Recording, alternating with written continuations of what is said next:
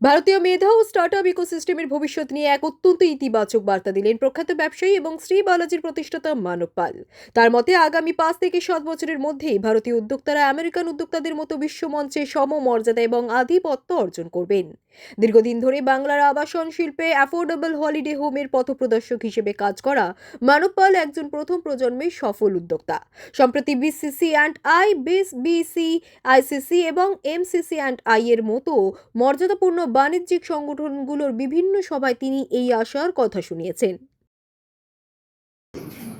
আমার তো বিইতে অনেক দিন থেকেই আমি বিইতে আছি, কিন্তু এরকমভাবে কখনো এসে ওরা হয়নি।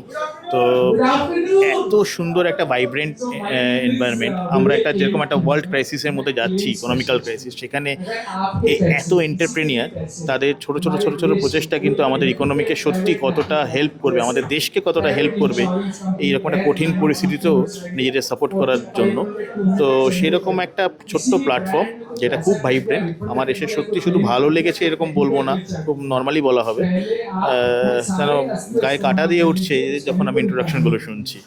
আর এর পাশাপাশি বলবো বর্তমানে দাঁড়িয়ে চাকরির যেভাবে আমরা হাল দিচ্ছি, সেখানে দাঁড়িয়ে যারা নিজেদের স্বপ্ন করতে চায় কিন্তু সাহসটা করছে না, যেমন তোমার কথা শুনছিলাম, ট্রেড লাইসেন্স করার জন্য ঠিকানা ছিল না, সে আজকে শ্রী বালাজি মানে মানে এই যাত্রাটা তোমার কাছে কঠিন ছিল, কিভাবে দর্শকদের সেটা হচ্ছে যে ব্যবসাটা করা এরকম আছে না, ওই যে প্যাশনটা লাগবে। আমারও যখন শুরু করেছি তখন তো আমিও তো ভাবিনি যে কিছু এরকম কিছু করবো ভবিষ্যতে গিয়ে। আমাকে তখন শুরু করতে হবে, এটাই ছিল টার্গেট।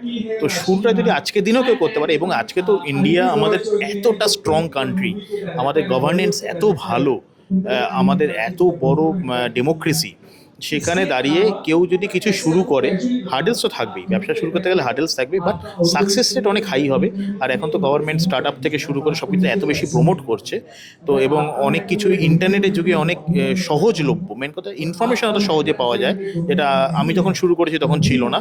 তো সেরকম একটা জায়গায় দাঁড়িয়ে ইয়াং জেনারেশন তারা আজকে যে যেটাই শুরু করবে, শুধু আমাদের যে ইকোনমিক্যাল ব্যাকগ্রাউন্ড থেকে সে হেল্প পাবে তাই নয়, গভর্নেন্স থেকে যথেষ্ট হেল্প পাবে, এবং তারা সাকসেস তো পাবেই। আর India is very much in growing stage right নাও।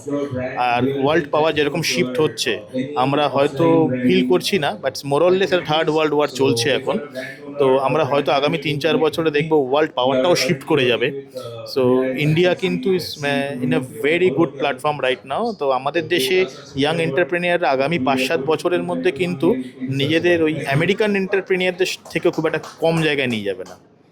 বর্তমানে যেমন তুমি বলছিলে অর্থনৈতিক অবস্থা, তার সাথে 2026-এ পশ্চিমবঙ্গের ভোট আর কতটা এফেক্ট ফেলবে সব। হয়তো ভোটের জন্য এপ্রিল মাসটা পর্যন্ত একটু টার্বুলেন্স থাকবে, লোকজন একটু স্কেপটিক্যালস থাকবে, বাট আফটার দ্য ইলেকশন আমাদের স্টেটে আর আমাদের দেশে বরাবরই একটা স্টেবল গভর্নমেন্ট আছে। আমরা কখনো ইনস্টেবল গভর্নমেন্ট অ্যাজ সাচ দেখিনি বিগত 30 বছরে। সো একটা স্টেবল গভর্নমেন্ট আবার চলে আসবে, তো আবার সব কিছু would be back in track. এখন হয়তো একটু স্কেপটিক্যালস, একটু স্লো লোক মুভ করবে, কিন্তু এটা খুব একটা ভয় পাওয়ার কিছু নেই, আর এটা খুব স্বাভাবিক। আমরা এই পিরিয়ডটা আমরা একটুখানি ওভারকাম করে গেলে from the month of May again the economy will be on his own track. পশ্চিমবঙ্গে শ্রী বালাজির তরফ থেকে নতুন কোনো প্রজেক্ট আসছে? হ্যাঁ, আমাদের দীঘাতে এই মুহূর্তে, মানে ভোটের পরেই আমরা লঞ্চ করব দীঘাতে, the largest project of the Digha মন্দিরের একদম পিছনে 900+ ইউনিটস আসছে। এটা একটা দীঘার গেম চেঞ্জার বলা যেতে পারে, বাড়ি থেকে সমুদ্রের মজা। আর দীঘাতে এত বড় ডেভেলপমেন্ট আসেনি। G+12-এর 9টা টাওয়ার রয়েছে, আর আরও এক্সপেনশন প্ল্যান আছে।